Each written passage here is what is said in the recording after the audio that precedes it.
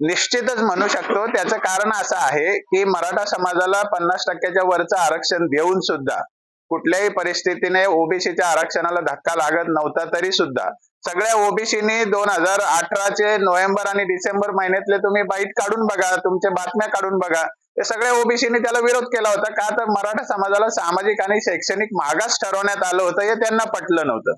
म्हणजे त्यांना आरक्षणात वरती जरी आरक्षण दिलं तरी ते विरोधच करतात आणि कुठेही आरक्षण दिलं तरी ते विरोधच करतात. मराठा समाजाच्या विरुद्ध ही भूमिका आहे. आयोगाचे आम्ही तज्ञ आहोत, आम्ही सदस्य आहोत, कॉन्स्टिट्यूशनल आमची नियुक्ती आहे असं दाखवून मराठा समाजाच्या विरुद्ध काड्या करण्याचं काम हे लोक सातत्याने करतायत. माझं स्पष्ट असं मत आहे की आजपर्यंत भारतामध्ये अगदी केंद्रीय पातळीवर सगळ्या राज्यांमध्ये महाराष्ट्रात सुद्धा जेवढ्या जातींना आरक्षण मिळालं त्यातल्या कोणत्या जातीचा सर्वे गायकवाड आयोगाने केला एवढा सर्वे केलेला आहे? एकाही जातीचा नाही. मग गायकवाड आयोगाचा अहवाल का कमी वाटतो? कारण सुप्रीम कोर्टाने त्याच्यावर ताशेरे ओढले की या आयोगाचा जो डेटा आहे त्याच्यानुसार मराठा समाज काही मागासलेला ठरत नाही.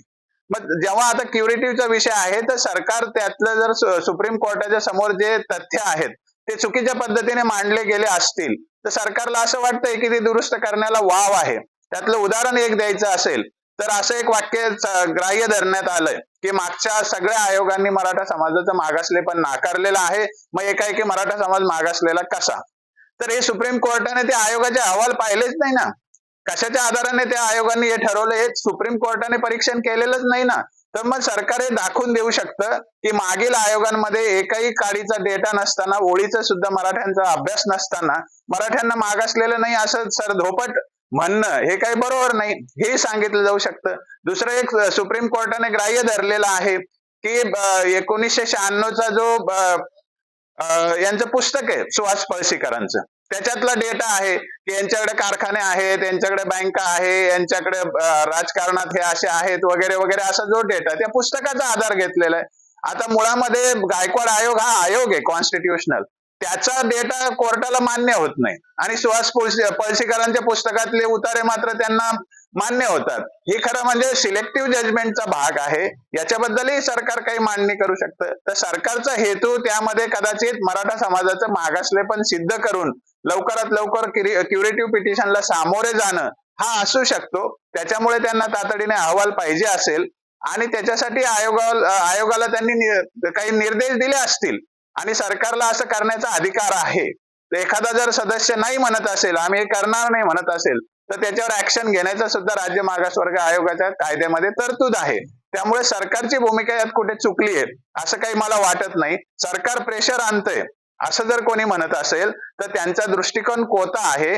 त्यांना त्या समाजाला न्याय द्यायचा नाही अशी भूमिका त्यातून दिसून येते. सदस्य जे आहेत त्यात सोनवणे आणि तायवाडे साहेबांनी राजीनामा आधीच दिला होता. अलीकडच्या चर्चेशी त्यांचा काही संदर्भ नाहीये, परंतु किल्लारीकर साहेब आणि हाके साहेब या दोघांनी अलीकडे राजीनामा दिला आणि ते ज्या बाईट्स देत आहेत किंवा जे त्यांच्या मुलाखती होत आहेत त्याच्यावरून त्यांचा मराठा विरोधकाचा दृष्टिकोन स्पष्ट होतोय आणि ते जे म्हणतायत की आम्हाला मराठा समाजाचा सविस्तर सर्वे करून पाहिजे आणि तसा सर्वे करायला किमान 2 वर्ष लागले असते आणि हा जो आयोग नियुक्त केलेला होता निरगुडकरांचा, हा आयोग खरं म्हणजे महाविकास आघाडीच्या सरकारने नियुक्त केलेला असल्यामुळे या सरकारशी त्यांचं जर जुळत नसेल तर ते स्वाभाविक म्हणावं लागेल.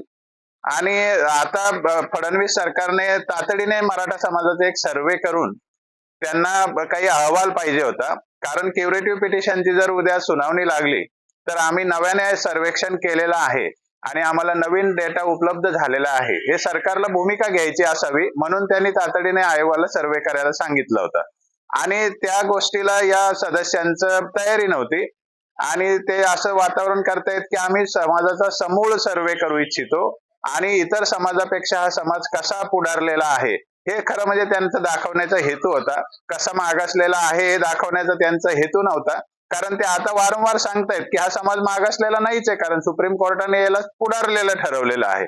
म्हणजे त्यांच्या आयोगाच्या सर्वेक्षणाला काय हेतू होता हे त्यातून स्पष्ट होतं. निरगुडकर सरांनी तर राजीनामा दिला का त्यांना सरकारने द्यायला सांगितला हा सुद्धा एक प्रश्न विचार करण्यासारखा आहे.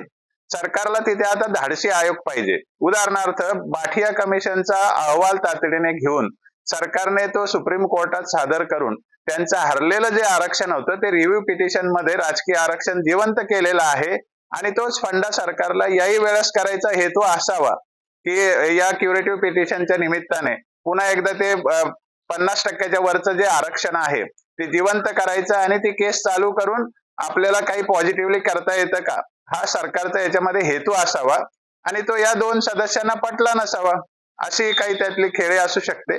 म्हणून त्यांनी ते जे काय कारण असेल ते त्यांनी राजीनामा दिला. निरगुडकर सरांनी राजीनामा दिला.